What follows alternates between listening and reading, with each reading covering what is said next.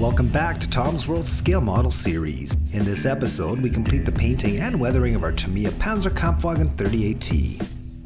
If you enjoy programming on scale modeling, then show your support by subscribing to this channel. Leave us a comment, like, dislike, or share the video with friends. Clicking the notification bell gives you alerts when we post new content, or visit the channel Tom's World for a friendly visit for a complete list of all our videos. As expected, our project fell together with ease. This kit is pure Tamiya. Clear instructions, crisply molded parts, and superb kit engineering made for a worry-free and fun build. Tamiya kit designers have a knack for keeping the part count in check while maintaining a high level of detail and realism. Our major sub-assemblies built up quickly and we cleaned up our remaining parts. And after a few pleasurable hours of building, our little battle wagon was ready for its paint and weathering. So stick with us as we put the finishing touches on this great little project.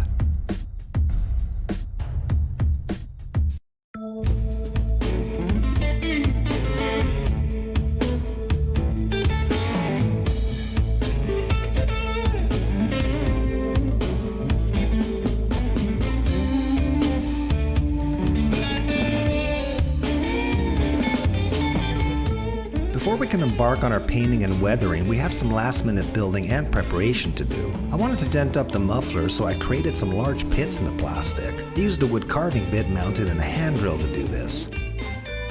I then use a sharp blade to gently smooth out the edges.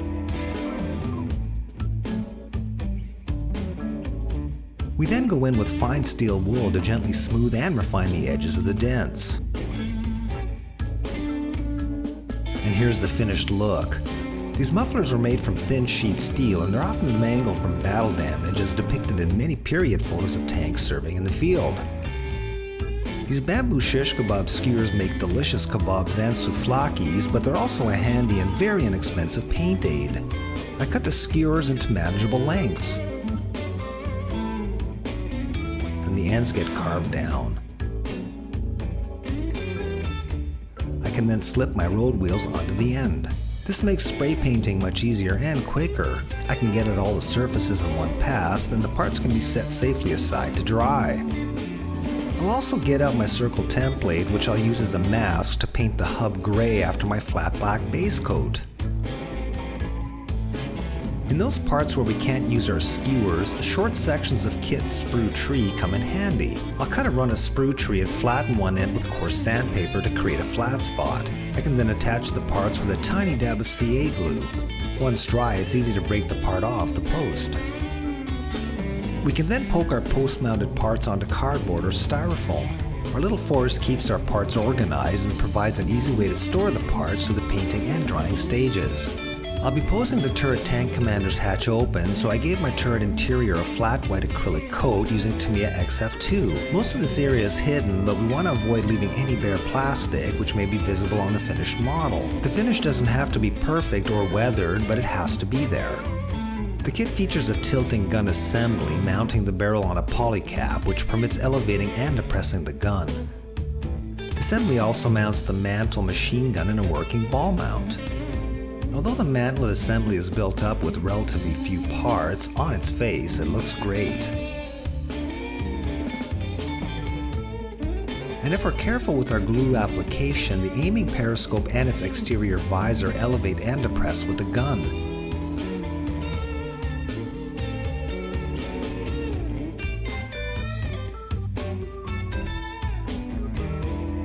Similarly, the ball mount for the Beza machine gun provides a flexible mount just like in the real vehicle. These are great little engineering touches which really enhance the building experience of this kit. With the interior of the turret painted, I then glued on the turret roof. I also masked the opening to prevent overspray reaching our white interior color. Based on our model's markings, our vehicle belonged to the 19th Panzer Division serving in Russia in 1941. Therefore, I thought it fitting to paint our tank with a winter camouflage scheme. I was looking to depict a faded, chipped, washed out late winter, early spring look. It's a good idea to map out the paint layers and their order, and here's the process I followed. Over top our bare plastic, I applied a coat of flat black enamel. This is our quasi-primer shadow coat. The black exposes any imperfections that need fixing before we proceed with our layers. I'll use this Tester's brand of paint since I had it on hand. I'll cut it 50-50 with mineral spirits. That's followed with a flat acrylic German gray lightened with a little white. In this case I used Tamiya's XF63 gray and XF2 white, and I cut that with Tamiya lacquer thinner. I also added a touch of XF8 flat blue. The amount of blue I add is almost imperceptible. We don't want a blue tint, rather we want to add a little spice to the dab German gray tone. Next, a coat of glossy clear acrylic goes down. Here I'm using Tamiya's X22, again cut with lacquer thinner. This provides a nice smooth surface to set our decals onto. Once our decals are in place, another X22 gloss coat is put down. This protects the decals and underlying paint layers from any abrasion caused by our weathering and chipping. I then set the model aside for a few hours to let the finish fully cure. Then a layer of hairspray is applied.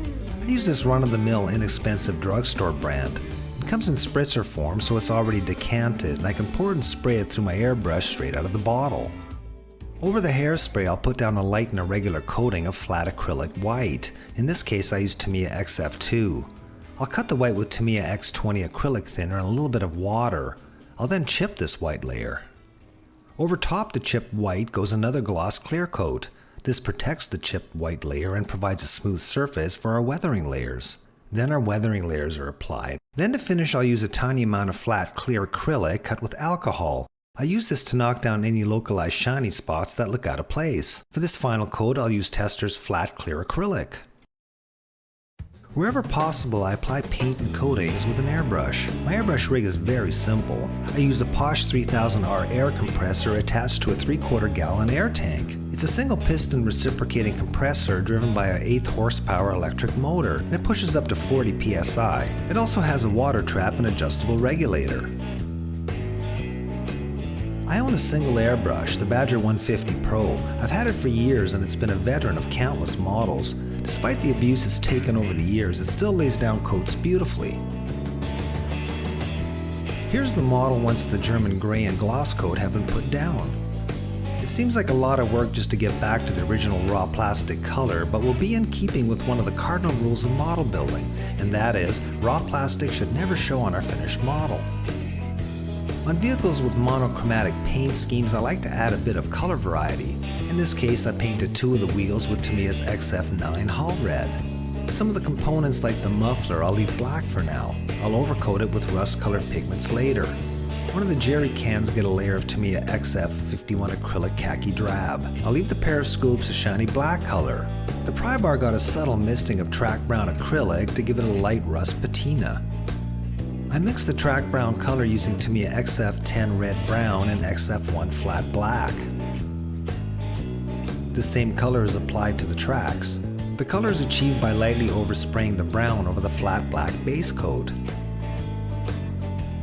My spare track run and jack also get the rusty overspray. Time to apply our decals. The turret numbers look good, if not a little stark, but the numbers are all connected with clear carrier film. In order to minimize any chance of silvering, I usually trim my decals. I cut away as much of the clear carrier as my shaky hands permit, by cutting as close to the ink as possible. Once cut out, the 1 numerals that go on the bins are near microscopic, so don't sneeze and blow them off into carpet oblivion. Cut out like this, the decals can be fragile and hard to handle. Patience, a lot of fiddling, and a constant dabbing of water carry the day. We'll place our middle number first and we carefully align it, referring to our instructions. Positioning the middle number first, then adding the other numbers helps to ensure the entire number pattern is orientated correctly on the turret. We have to get the decals right, since skewed or misaligned identifier numbers, especially when they're this big, can really spoil the look of a model. I always use a decal softener even if my decals are being applied over flat surfaces. You can use whatever brand is your preference. I'll brush on 2 to 3 coats, letting them dry in between. Then with a cotton swab dipped in softener, the decal is pressed on. We then roll the swab to remove any air bubbles caught under the decal. I applied a light gray oil wash, color matched to the hull, over the decals. This gave me a sense of how far I'd have to go to properly dull the decals down. I coated all the parts that'll get chipping with flat white acrylic cut with acrylic thinner and water. I start the chipping process almost immediately after the white is applied. I moisten the surface to be chipped with water. The hairspray below the white loosens, which causes the white paint to loosen. We can then rub the white off, which creates a very convincing worn and chipped look. We looked at paint chipping in more detail in other episodes, so we won't repeat here. But check out our steer build for a more in-depth look at the hairspray chipping technique. Here the wheels are getting the business. You can go light with the chipping, but I'm going to be aggressive with the amount of white I'll remove. I'm looking for a late winter, early spring look, a time when most of the winter camouflage is faded, chipped, and washed off the vehicle.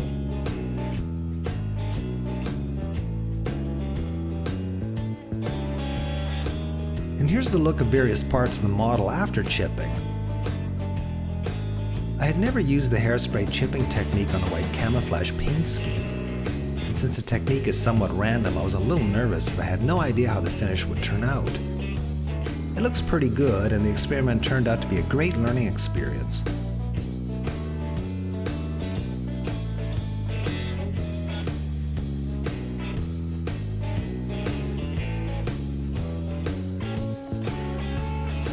We've built a great base, and it was finally time to weather. As always, I'll start with streaks. For this build, I'll use the dot streak method. So called since we placed dots of oil paint on the surface we're weathering. I'm using black and white oil color dots here. Then with a big soft brush dipped in mineral spirits, we draw the colored dots down along our surface. The amount of paint we remove is really a matter of taste, but I prefer subtle streak lines.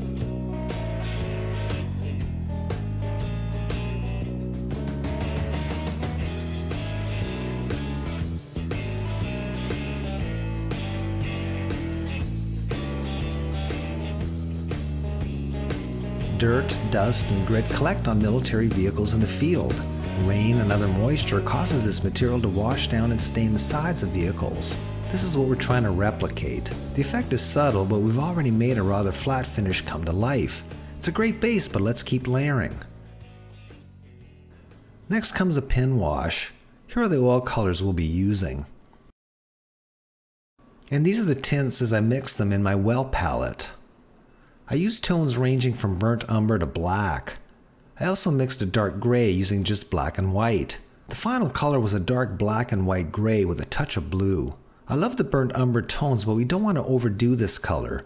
Too much will make the vehicle look too rusted. This dark black and white gray works well too, but too much of this color will make the model look sooty. Again, we use this color sparingly. This dark gray blue, which I carefully tinted with an almost imperceptible blue color, really suited the model. I used this color to do the majority of the pin washing. To create our pin wash, we heavily dilute our oil paint with mineral spirits. We want a consistency so when we touch a surface, the paint draws off the brush through capillary action. The gloss coat we applied earlier helps the paint flow over the surface. The T38 has a lot of rivets, so it's a great candidate for pin washing.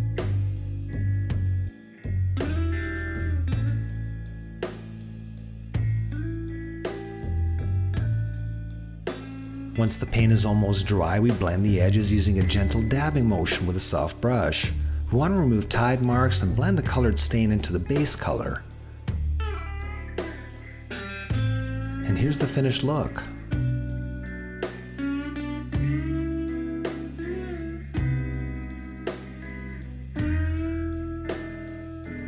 We can apply different colors here and there to create variety and natural looking randomness. Drawing the rust color down the surface creates a nice looking streak. The initial pin wash pass looked good, but it was a little bland. I'll come back later and add more color. In the meantime, we still have a lot of work to do.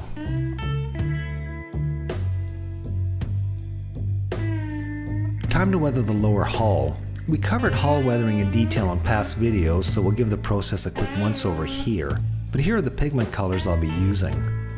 I also bought this acrylic mud scenic material. This one's made by Vallejo, product number 73808, and the color's Russian mud. It's thick-bodied, shiny, and has a bit of grit to it. It captures the look of fresh, dark mud quite convincingly. I'll also cut up this scenic grass material and then press little bunches of it into the mud once it's applied to the hull. We start by dabbing the dry sienna pigment over the lower hull and running gear. I create little piles of the stuff just like real dirt would collect.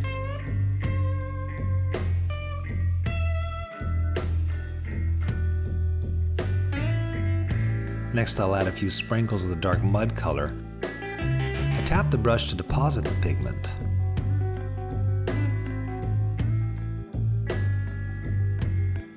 We then flood the pigment with fixer. We can use a dedicated pigment fixer, but here I'm just using plain old isopropyl alcohol. Next comes our light dust color. I'll work it up the sides of the hull. This simulates dry mud and dirt.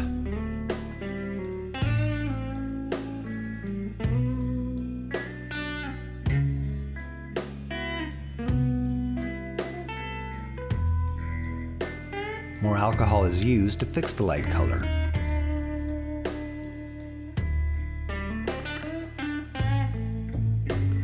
And here's the look so far.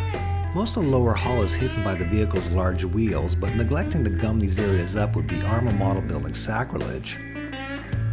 I'll use the tiniest amount of scenic mud material on the very bottom of the hull. It's really dark, so I don't want to overdo its application. We can leave it dark, or once the mud is dry, we can lighten it with paint or pigments. What winter vehicle would be complete without snow? Baking soda makes good scale snow, but I decided to use micro balloons. I use this AK Interactive material, product number AK8010. It makes a good scale snow and has some advantages and disadvantages. We use white scenic glue heavily diluted with water to affix the snow. I'm applying it first on the inside of the wheels since I want to glue the wheels on the hull. Much easier to weather the wheels when they're loose. I then sprinkle a good amount of the micro balloons over the glue.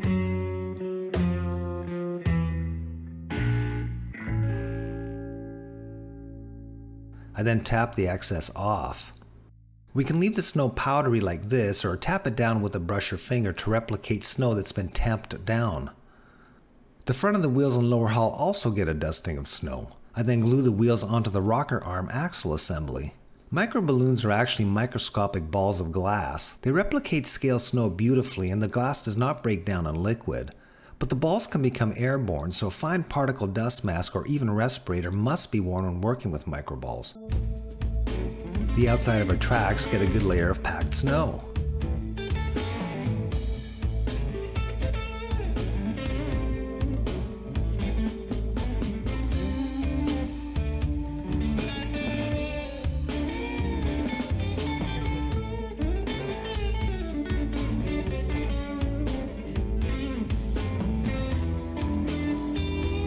I wanted the inside of the tracks to have some color, so I repeated the same pigment powder procedure as the hull got. First the sienna, then a dash of dark mud, then our light dust,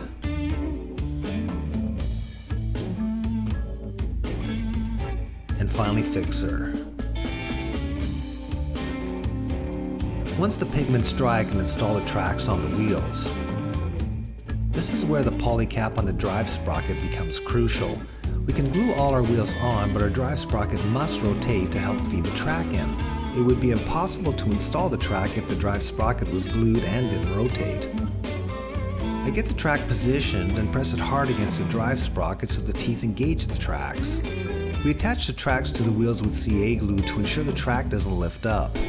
If your CA bottle has a fire hose sized nozzle on it like mine, these inexpensive tip adapters are indispensable. The adapter lets us place the glue precisely and we can control the amount we apply.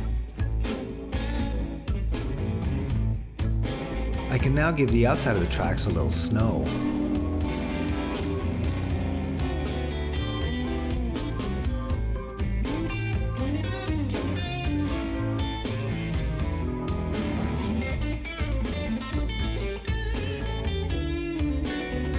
We make mud splashes by flicking heavily diluted oil paint off a brush with a toothpick. The front and rear of the vehicle get these spatters. We've looked at this spatter technique in other videos, so we won't repeat it in any great detail here. Our muffler can become a little project unto itself, but I'm going quick and dirty to save time. I use my own standby and make rust-colored pigments and apply them dry.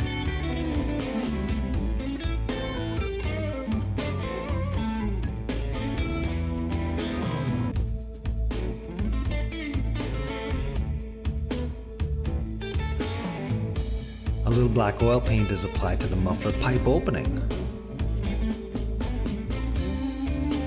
To finish, I'll give the edges a swipe with a soft lead pencil, and I'll rub a little bit of the graphite over the muffler to give it a dirty, sooty metal look. Before a final weathering pass, we want to get all the stowage and other outstanding accessories attached.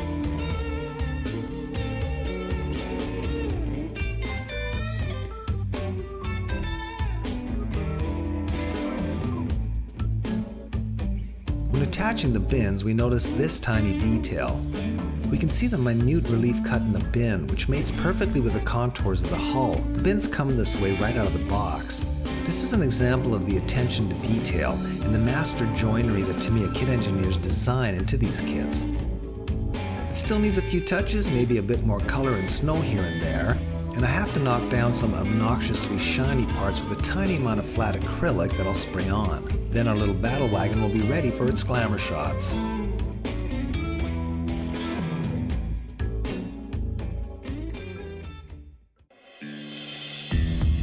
Tamiya's Panzer 38t represents the pinnacle of modern plastic scale models. The product's state-of-the-art kit engineering and design ensures all parts fall together, even in the unsure and inexperienced hands of younger modelers and new builders.